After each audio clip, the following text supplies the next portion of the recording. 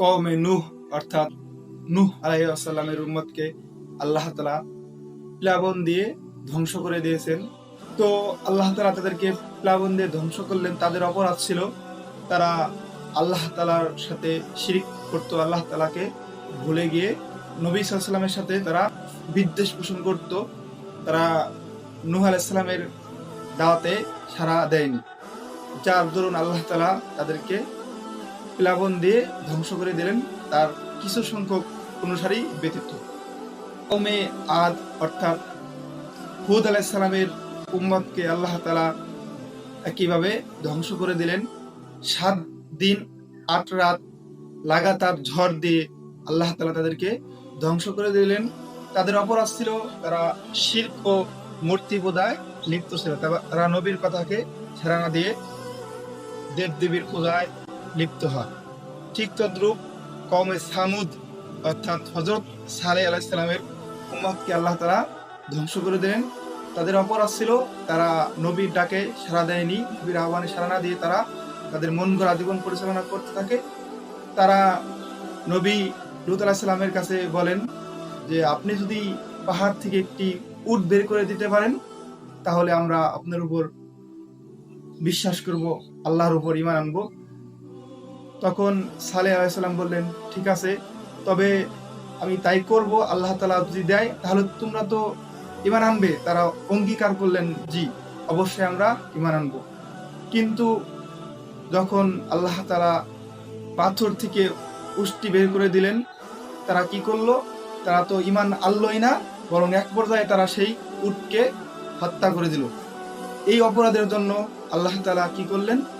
তাদেরকে আযাব দিলেন। তাদের আযাবটা এমন ছিল, বৃহস্পতিবারে তাদের সবার মুখ হলুদ বর্ণ ধারণ করলো, শুক্রবারে লাল বর্ণ, শনিবারে কৃষ্ণ বর্ণ অর্থাৎ কালো বর্ণ ধারণ করলো, রবিবার দিন ভূমিকম্প দিয়ে তাদেরকে ধ্বংস করে দিলেন।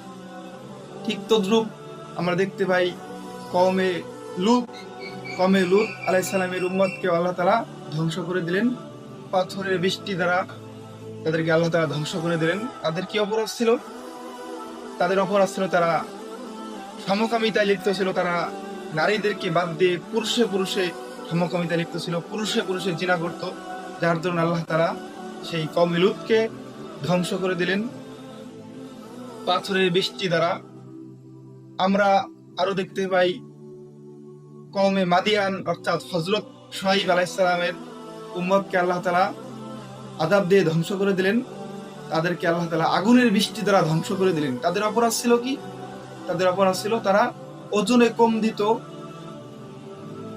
ডাকাতি করত অর্থাৎ লোকদের কাছ থেকে তাদের সম্পদ ছিনিয়ে নিত। এই অপরাধের দরুন আল্লাহ তাআলা এই নবীগণের উম্মতের উপর আল্লাহ তাআলা আযাব দিয়েছেন, গজব দিয়েছেন।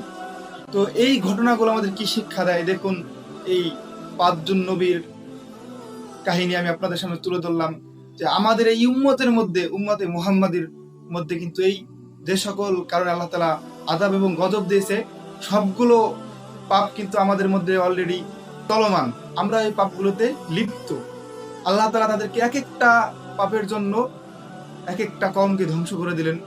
আল্লাহ তাআলা কোনো কওমকে ধ্বংস করে দিলেন শিরকে লিপ্ত থাকার জন্য, কোনো কওমকে ধ্বংস করে দিলেন ওজনে কম দেওয়ার জন্য, মানুষের সম্পদ লুণ্ঠন করে নেওয়ার জন্য, কোনো কওমকে শাস্তি দিলেন সমকামিতা করার জন্য, কোনো কওমকে শাস্তি দিলেন হঠকারিতার জন্য।